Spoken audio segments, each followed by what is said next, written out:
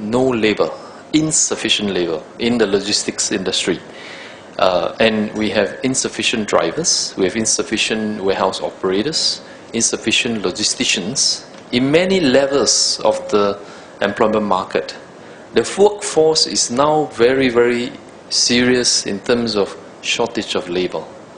And coupled with this problem, the government has recently implemented new policies in restricting the number of foreign workers. And this becomes worse for us as businesses. They limit the number of employment passes, the number of work permits, and the logistics companies are crying. They're really crying. It's not that they are not paying well. For example, I give you an example. The container truck driver, the salary is around US $2,500 a month, and no drivers. Yes, 2,500 a month with no driver.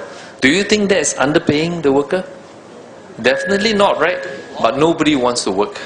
You see? So locally, we are competing with tour companies for drivers.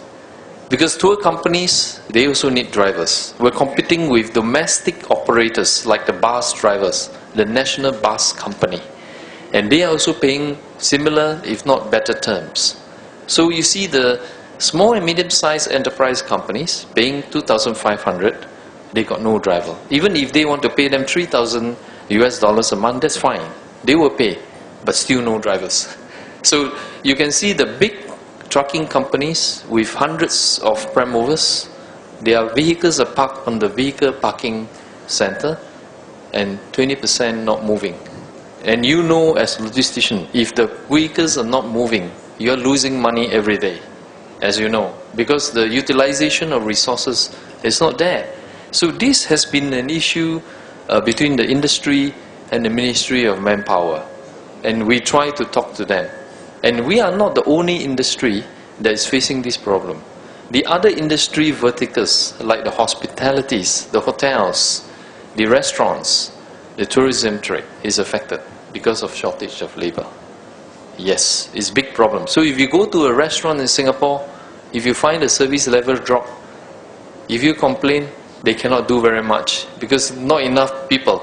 It's not that they don't want to employ. There's no one want to work in that kind of industry. Because as the workforce become more literate, the people have a higher literacy level, the local people, they do not want to work in laborer's job. They want to work in professional job. They want to go to the office. They don't want to work in the service industry. So this is a big problem for us when we talk about obstacles in logistics. Manpower, human resource is generally a very big problem. Of course, the other problem is the cost of operation. The cost of operation have increased tremendously. Whether it is order picking, whether it is turnaround for vehicles, whether it is handling costs, has all gone up. And this is a national issue because this issue will not put us competitive in the long run. So, of course, we have the productivity, we have the efficiency, very high levels of efficiencies, very high levels of productivity, and continue to find ways to increase productivity, to go automation. You can find the state-of-the-art racking systems we have in Singapore, the state-of-the-art automation for logistics services and processes, but there's a